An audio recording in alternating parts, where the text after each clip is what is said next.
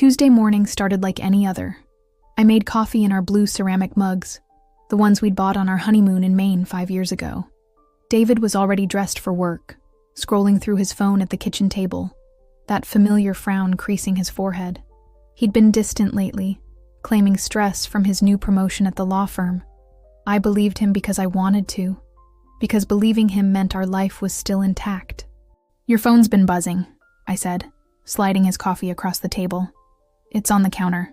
He looked up, and for just a moment, I caught something in his eyes. Fear? Guilt? It vanished so quickly I almost convinced myself I'd imagined it. Probably just work stuff. He stood, kissed my forehead with lips that felt cold, and grabbed his phone without looking at it. "I'll be late tonight. Patterson case is going to trial next week." I nodded, stirring honey into my coffee, watching him gather his briefcase and keys. This had become our routine. Polite exchanges, quick kisses, separate lives running parallel but never touching. When had we stopped really looking at each other? After he left, I stood in our kitchen, listening to the silence that had grown too comfortable between us. The house felt bigger somehow, emptier, like it was holding its breath. I should have trusted that feeling. Houses know things before we do. It was Thursday when everything shifted. I was doing laundry, something I'd done 1,000 times before, when I found the receipt in his jacket pocket. Dinner for 2 at Romano's, our anniversary restaurant. The date was from last week, when he'd said he was working late. My hands trembled as I read it again. 2 entrees, 2 glasses of wine, 1 shared dessert. The intimacy of it, sharing dessert, hit me harder than the lie itself. I sat on our bedroom floor, holding that slip of paper like evidence in a trial I didn't want to win. There had to be an explanation. Maybe he'd taken a client out. Maybe it was a business dinner. But even as I tried to convince myself, I knew. You don't share tiramisu with clients. You don't go to your wife's favorite restaurant with anyone but your wife. That night, I cooked his favorite meal, pot roast with rosemary potatoes. I set the table with our good china, lit candles, opened a bottle of wine. When he walked through the door, I was waiting with a smile that felt like glass in my mouth. "This is nice," he said, loosening his tie. "What's the occasion? Do I need an occasion to make dinner for my husband?" The words tasted bitter, but I kept smiling. We ate in relative quiet, making small talk about our days. I watched him cut his meat, watched him chew, watched him lie without even opening his mouth. Finally, I pulled the receipt from my pocket and placed it beside his wine glass. He stopped chewing. The color drained from his face. And in that moment, I saw the man I'd married disappear.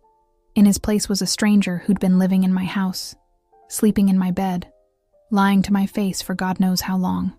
"Sarah, I can explain. Can you?" My voice was calmer than I felt. "Can you explain why you took someone else to our restaurant? Can you explain why you ordered the wine we had on our first date? Can you explain why you've been coming home late, claiming to work on cases that don't exist?" Because I'd called his office that afternoon. Patterson case had settled 3 months ago. He tried to speak, his mouth opening and closing like a fish pulled from water. The silence stretched between us, heavy and suffocating. Finally, he looked away, and I had my answer. I stood up from the table, my legs somehow steady despite the earthquake happening inside my chest. "I'm going to stay at my sister's tonight. I need to think. Sarah, please, let me explain. It's not what you think, but it was exactly what I thought. And we both knew it. 3 days at my sister Kate's house taught me something I hadn't expected. How quiet my own thoughts could be when I wasn't constantly trying to ignore them. Kate didn't push for details, just handed me tea and tissues and let me exist in her spare bedroom without judgment. But on Sunday morning, while she was at church, David called. "We need to talk." His voice sounded rough, like he hadn't slept. "Good. I think we've talked enough," I said. But even as the words left my mouth, I knew I was lying. We hadn't talked in years. We'd just existed in the same space, orbiting each other like distant planets. "Please, Sarah, come home. Let me explain everything." Home. The word felt foreign now, like trying on clothes that no longer fit.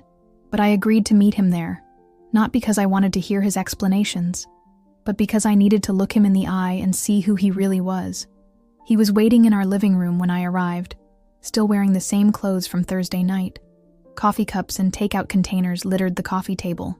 He looked like hell, and part of me, the part that had loved him for 7 years, wanted to comfort him. But a stronger part, a part I was just beginning to recognize, stayed cold.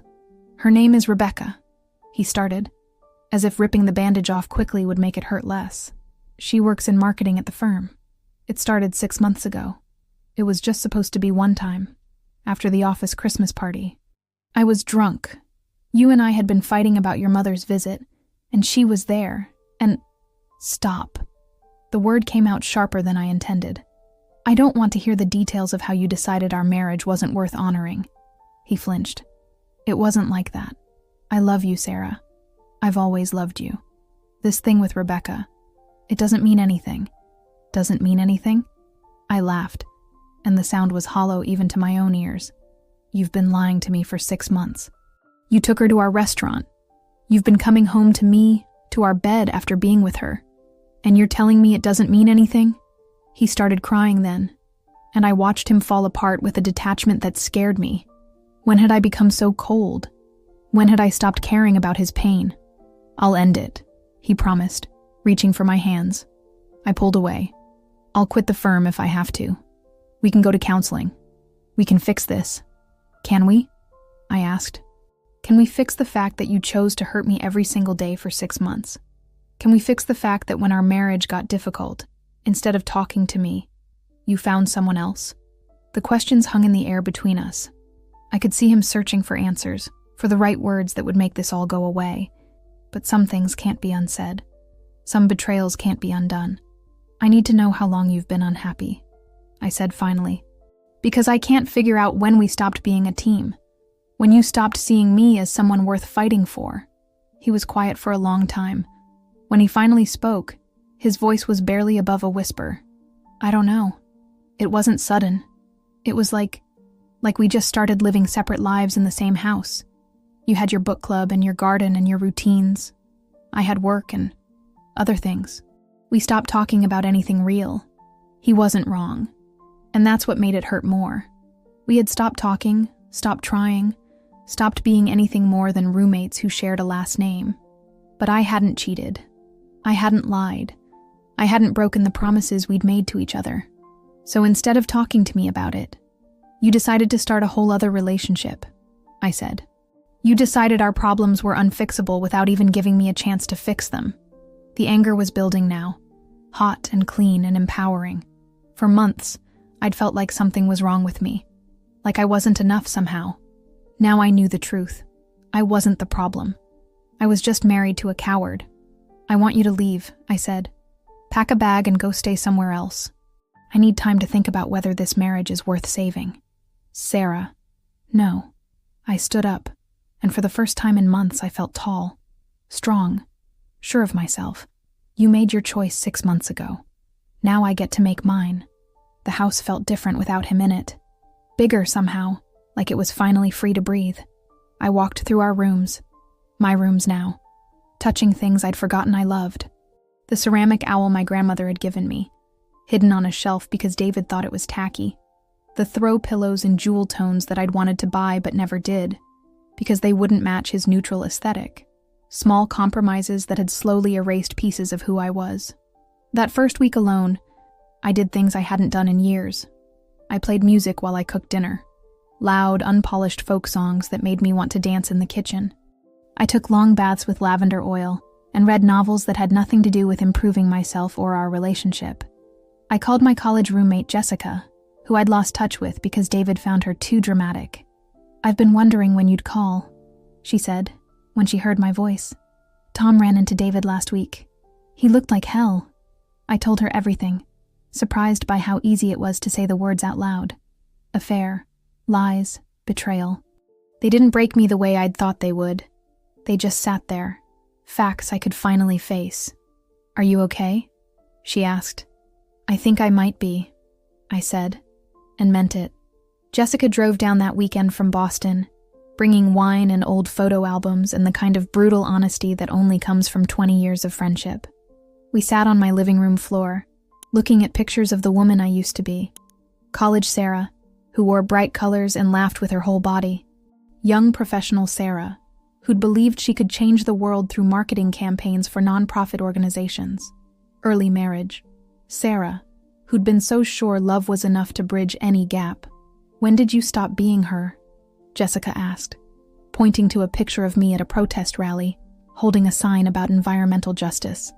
My face was flushed with passion, alive in a way I barely remembered. Gradually, I said. David didn't like conflict. He thought protests were unproductive. He wanted a wife who could network at firm parties, who could make small talk with judges' wives about vacation plans and home renovations. And you became that person. I tried to. I studied the photo more closely. That woman looked fearless. When had I become so afraid? I thought it was called compromise. Growing up. Being a good wife. Bullshit, Jessica said, refilling our wine glasses. That's called disappearing. She wasn't wrong. Somewhere between the engagement ring and the affair, I'd traded myself for a version David found more acceptable. I'd traded my activism for his respectability, my spontaneity for his routines, my voice for his comfort.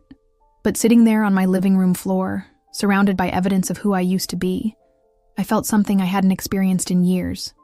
Possibility. Not the possibility of fixing my marriage, but the possibility of remembering who I was before I became half of a couple that never really worked. Monday morning, I called in sick to work. Instead of sitting in my cubicle at the insurance company, processing claims and counting down hours until 5 o'clock, I drove to the nonprofit where I'd worked before I got married. The same faded brick building, the same mismatched furniture, the same energy that had once made me feel like I was part of something important. Sarah, Maria, the executive director, hugged me like I'd been gone for weeks instead of years. What brings you here? I found myself telling her about the divorce, about feeling lost, about needing to remember what it felt like to do work that mattered. She listened without judgment, then smiled. We've got a new campaign starting next month. Environmental justice in low-income communities. It's exactly the kind of thing you used to love. We can't pay much, but I don't care about the money, I heard myself saying. I care about feeling useful again.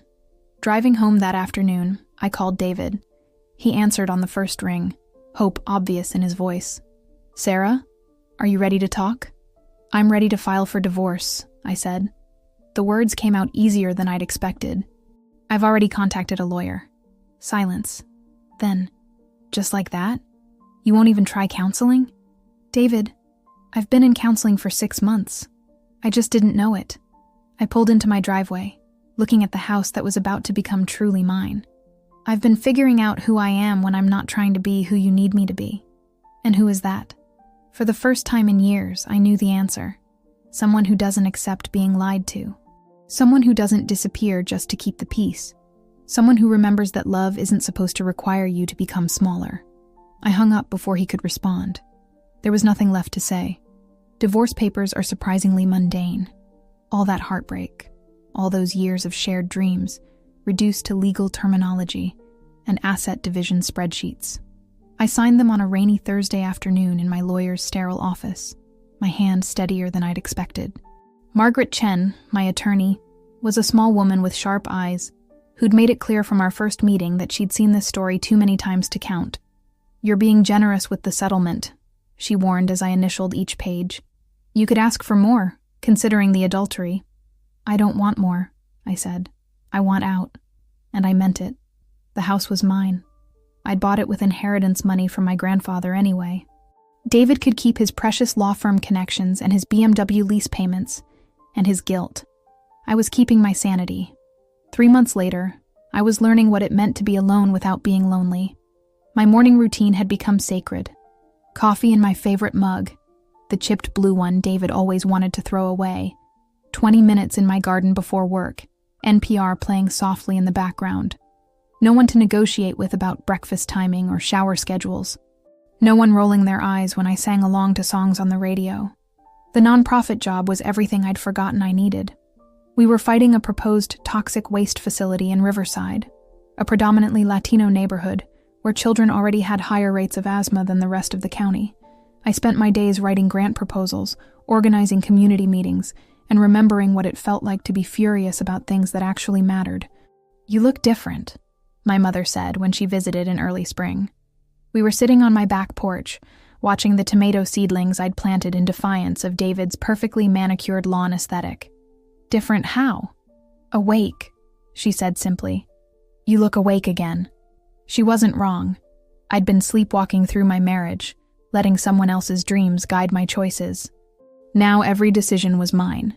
From the paint color in my bedroom, a bold sage green that made me smile every morning, to the way I spent my Saturday afternoons, volunteering at the animal shelter instead of attending law firm barbecues. But awakening isn't always comfortable. Some nights, lying in my queen bed that used to feel too small with two people, I'd stare at the ceiling and feel the weight of starting over at 32. My college friends were buying houses with their husbands, posting pictures of family vacations and anniversary dinners. Part of me wondered if I'd given up too easily, if I should have fought harder for a marriage that had once felt like home. Those were the nights I'd call Jessica, who had a gift for cutting through my spiraling thoughts with uncomfortable truths. "Do you miss him, or do you miss feeling like you had your life figured out?" she asked one particularly difficult evening. I sat with that question for a long time. "I miss the idea of him," I admitted finally. "I miss thinking I was the kind of person who could make a marriage work no matter what." "Newsflash, you're not responsible for making cheaters faithful," she said. "And you're definitely not responsible for doing all the emotional work in a relationship with someone who checked out years ago." The hardest part wasn't the loneliness or the financial stress, or even the well-meaning relatives who kept asking if I was seeing anyone yet. The hardest part was learning to trust my own instincts again. For years, I'd second-guessed every feeling, every reaction, every moment of dissatisfaction. David had been so good at making me feel dramatic, oversensitive, unreasonable. Now I was learning to distinguish between my voice and his voice, still echoing in my head. Like the Saturday I ran into Rebecca at the farmer's market. She was younger than I'd expected, probably mid-20s, with the kind of effortless beauty that comes from not yet understanding how cruel the world can be. She saw me first, her face flushing red as she clutched a bag of organic strawberries like a shield. My first instinct was to turn around, to avoid the awkwardness of confronting my replacement. But something new in me, something stronger, held my ground. "Rebecca," I said simply, walking over to her. "Sarah." Her voice was barely above a whisper. I'm sorry. I know that's not enough, but..." "You're right," I interrupted. "It's not enough. But it's also not your responsibility alone." I surprised myself with how calm I sounded. He was the one who was married. He was the one who made promises he chose to break. She looked like she might cry, and for a moment, I felt genuinely sorry for her. She was probably learning just like I had, that the man who would cheat with you would also cheat on you. "Is he..." she started, then stopped herself. "Is he what? Still lying? Still making you feel like you're crazy for asking questions?" I picked up a bundle of fresh herbs, breathing in the scent of basil, and remembering how much I loved to cook when I wasn't worried about someone else's approval. "That's his pattern. It won't change just because it's you instead of me." I left her standing there, and for the first time since this whole mess started, I felt something that wasn't pain, or anger, or fear. I felt free. Summer arrived with a vengeance that year, and I found myself spending more time in my garden than anywhere else. What had started as a small rebellion against David's pristine lawn had grown into something wild and abundant. Tomatoes climbed makeshift trellises, herbs spilled over their designated borders, and sunflowers towered above the fence like golden sentries. My neighbors probably thought I was crazy, but I didn't care. For the first time in years, I was creating something that was entirely mine. It was while I was wrestling with a particularly stubborn cucumber vine that I met Oliver. He lived 3 houses down, and had been walking his ancient golden retriever when he stopped to admire my chaos of vegetables and flowers. "Your garden is incredible," he said, and I looked up to find a man about my age with paint-stained fingers and genuinely kind eyes. "I've been trying to grow tomatoes for 3 years, and they keep dying on me." "Too much water," I said without thinking, then felt self-conscious. "Sorry, I don't mean to be a know-it-all. I've killed a lot of plants learning what not to do." He laughed, a warm sound that made something in my chest flutter unexpectedly. "Would you be willing to teach a hopeless case? I can pay in homemade bread. I'm a much better baker than gardener." That's how Oliver became part of my summer routine. Sunday mornings found us in my backyard, him asking earnest questions about soil pH, while his dog Murphy napped in the shade. Oliver was an art teacher at the local high school, divorced for 2 years, and refreshingly uncomplicated in a way that felt like cool water after years in the desert. He didn't try to fix me or save me or convince me I needed a man to be complete. He just showed up, week after week, bringing coffee and questions about companion planting, listening when I talked about the toxic waste facility campaign, sharing stories about his students' art projects. When he laughed at my jokes, it wasn't the polite laughter of someone humoring a wife. It was genuine delight in my particular brand of humor. "You know," he said one morning as we harvested the first ripe tomatoes of the season, "I haven't seen you around town before this year. Did you just move here?" I paused, a warm tomato heavy in my palm. "No, I've lived here for 5 years.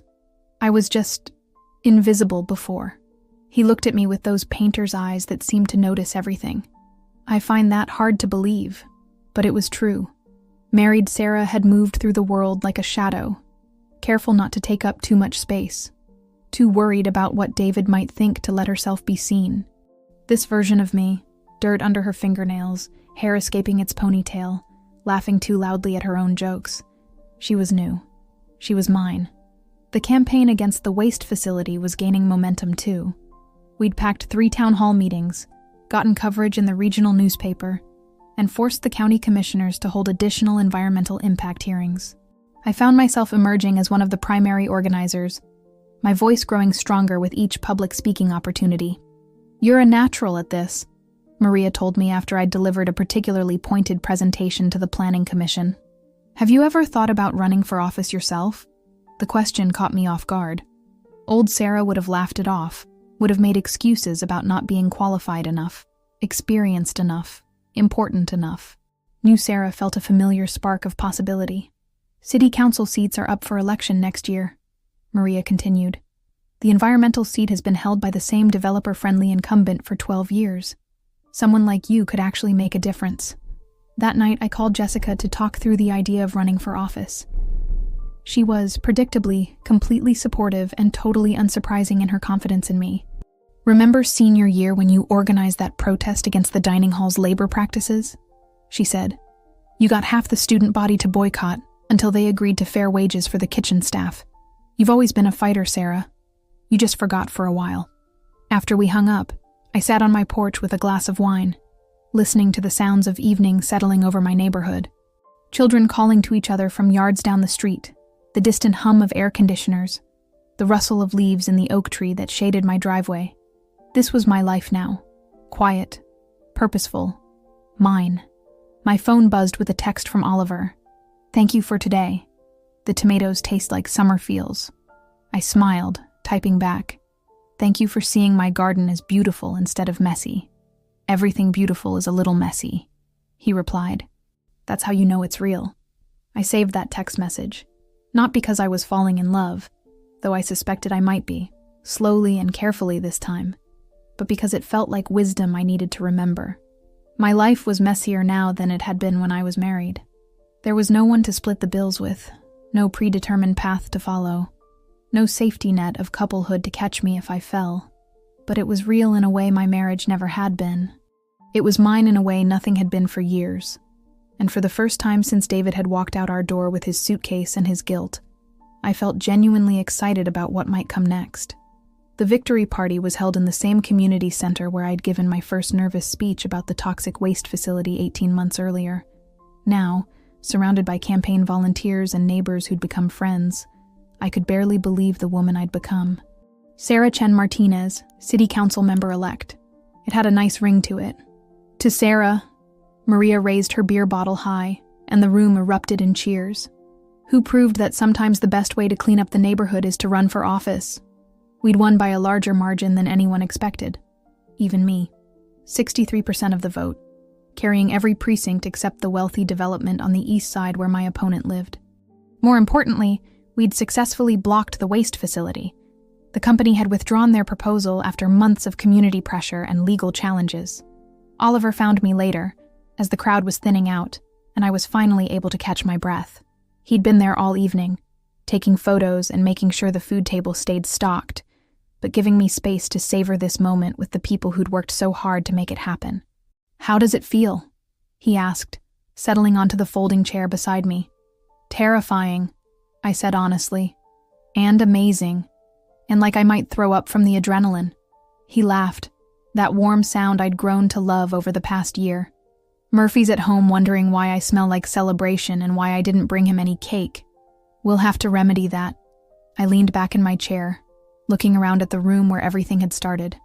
"You know what's funny? A year ago, I was married to a man who thought my opinions were too radical for dinner party conversation. Tonight, 1,500 people voted for those same opinions. Their loss was the community's gain," Oliver said simply. It was true, though it had taken me months to see it that way. David had remarried 6 months after our divorce was final. Rebecca, of course. I'd heard through mutual friends that they'd had a small ceremony at his parents' country club, the same place he'd originally wanted us to get married before I'd insisted on something more personal. They looked happy in the wedding photos that inevitably made their way to my social media feed. Good for them, I'd thought, and meant it. They deserved each other. My phone buzzed with a text from Jessica. "Saw the news online. Congresswoman Chen Martinez has a nice ring to it. Don't get too big for your britches before I can visit and celebrate properly." "Who's texting?" Oliver asked. "Jessica. She's already planning my political career 5 steps ahead." I showed him the message, and he grinned. "She's not wrong, you know. You could go as far as you want in politics." The idea didn't scare me the way it might have once. Running for city council had taught me that I was braver than I'd ever given myself credit for. Standing up at town halls, debating policy with people who'd been in local government longer than I'd been alive, learning to speak with authority about budgets and zoning laws. It had all felt natural in a way that playing the perfect lawyer's wife never had. "Maybe," I said. "Right now I'm just focused on keeping the promises I made to the people who elected me. Starting with Affordable Housing Initiative. We're going to build 100 units of workforce housing where that waste facility was supposed to go." I felt that familiar fire kindle in my chest when I talked about the work ahead. "And we're going to do it with sustainable materials and solar panels and community gardens." "Of course there will be gardens," Oliver said, and I could hear the affection in his voice. "There will definitely be gardens." Later that night, after the last volunteer had gone home and the community center was cleaned up, Oliver and I walked slowly through my neighborhood toward my house. The streets were quiet, lit by old-fashioned lampposts that cast pools of warm light on the sidewalk. This place that had felt like a prison during my marriage now felt like home in the truest sense of the word. "I have something for you," Oliver said as we reached my front porch. He pulled a small wrapped package from his jacket pocket. A victory present. Inside was a hand-carved wooden sign. "Sarah's Garden, where beautiful things grow wild." "You made this?" "I've been working on it for weeks. I figured no matter what happened tonight, you'd earned it." I traced the letters with my finger, thinking about how much my life had changed since I'd first stuck my hands in the soil and decided to grow something of my own.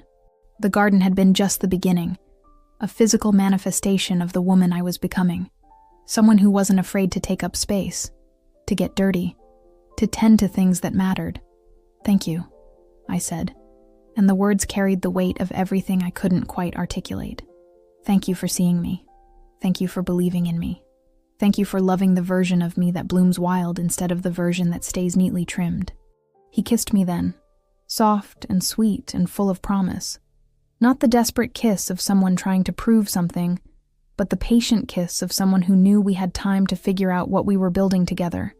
Standing on my porch, holding a sign that celebrated my refusal to stay small, I felt the last piece of my old life finally fall away. I wasn't the woman who'd discovered that receipt in her husband's jacket pocket anymore. I wasn't the woman who'd signed divorce papers with shaking hands, or the woman who'd been afraid to speak up at community meetings. I was Sarah Chen Martinez, city council member. I was the woman who'd organized her community to fight for environmental justice. I was the woman who grew tomatoes and sunflowers with equal enthusiasm, who fell in love slowly and on her own terms, who'd learned that the most radical thing you can do is trust your own voice. And I was just getting started.